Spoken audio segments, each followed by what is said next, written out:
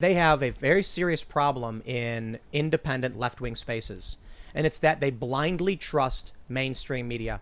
You ready for this one? Oh boy. You want your blood to boil? What if I were to tell you that there were reporters of the New York Times who knew the BLM rioters were destroying poor interracial communities, but the New York Times said we won't run the story until after the election?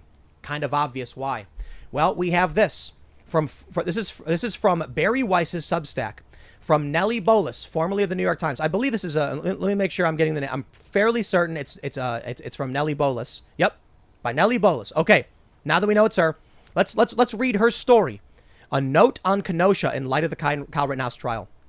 She writes, until quite recently, the mainstream liberal argument was that burning down businesses for racial justice was both good and healthy. Burnings allowed for the expression of righteous rage, and the businesses all had insurance to rebuild. And she's right. Now, many progressives and neoliberals came out and said, oh, come on, that's not true. You're exaggerating. No. They all said, oh, they have insurance. They wrote articles in defense of looting. They wrote books. They were defending this. Kamala Harris tried to bail. She raised money to bail them out. Biden staffers raised money to bail them out. She goes on to say, when I was at the New York Times, I went to Kenosha to see about this. And it turned out not to be true. The part of Kenosha that people burned in the riots was the poor multiracial commercial district full of small, underinsured cell phone shops and car lots. It was very sad to see and to hear from people who had suffered. Beyond the financial loss, small storefronts are quite meaningful to their owners and communities, which continuously baffles the Zoom class. Something odd happened with that story after I filed it. It didn't run. It sat and sat. Now, it could be that the piece was just bad. I've sent in bad ones before, and I'll do it again.